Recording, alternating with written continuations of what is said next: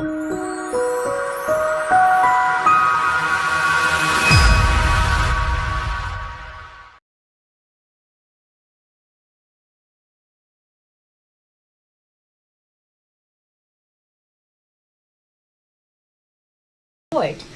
And let's go.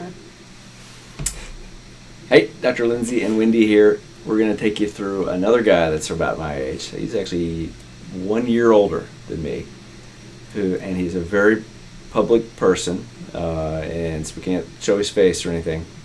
And he got done a few years ago at a production line type facility, in spite of the fact that he's a very intelligent man. He did no research on that before he went and got it done.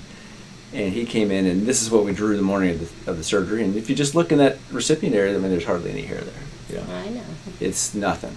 And so when we do these repair cases, he did pay for those, and they're growing. We trim them down, pack hair all around them, and then plant our hair. And then he did a good job cleaning. Here he is at a week, and then at a month. And then out of the blue yesterday, he walked in for an unrelated issue, just was in the neighborhood, and he stopped in, and he looks like this. And he's not fully grown, as any of you frequent video viewers know.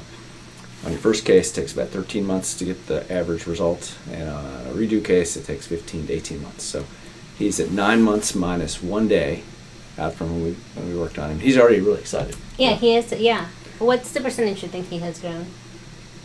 65. Oh, I was going to say 60. but he'll grow more. I know. But with his light skin and some gray hair like I got, it just looks thicker. He looked good. I mean, he looked younger. And in contrast to the video we just shot of a guy our age, my age and this guy's age, who has real short hair, it's the same density, but because this guy has got hair that's 2.5 inches long, it looks like a bunch of hair there. Yeah. And the other guy who's got hair a centimeter long, it looks like he's got good hair there, but it's not as much. So here he is at 9 months, and he'll only look better in another 8 or 9 months.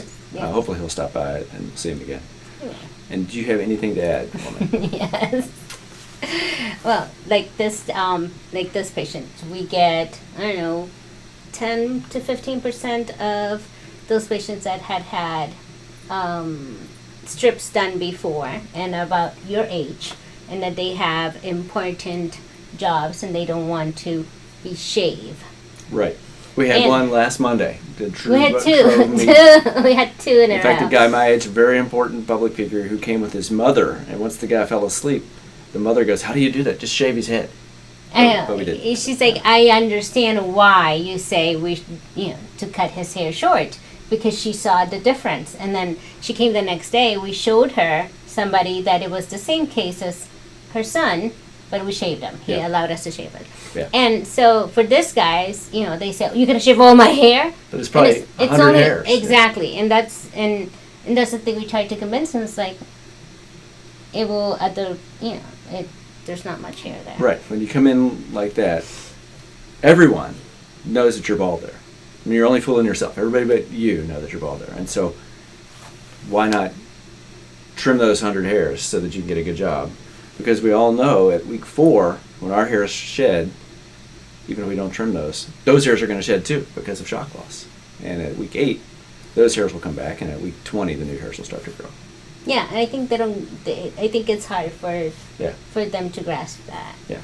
Yeah. So do your research, and particularly if you're a redo person, just make sure that you understand what the doctor that's working on you is doing and why they're doing it.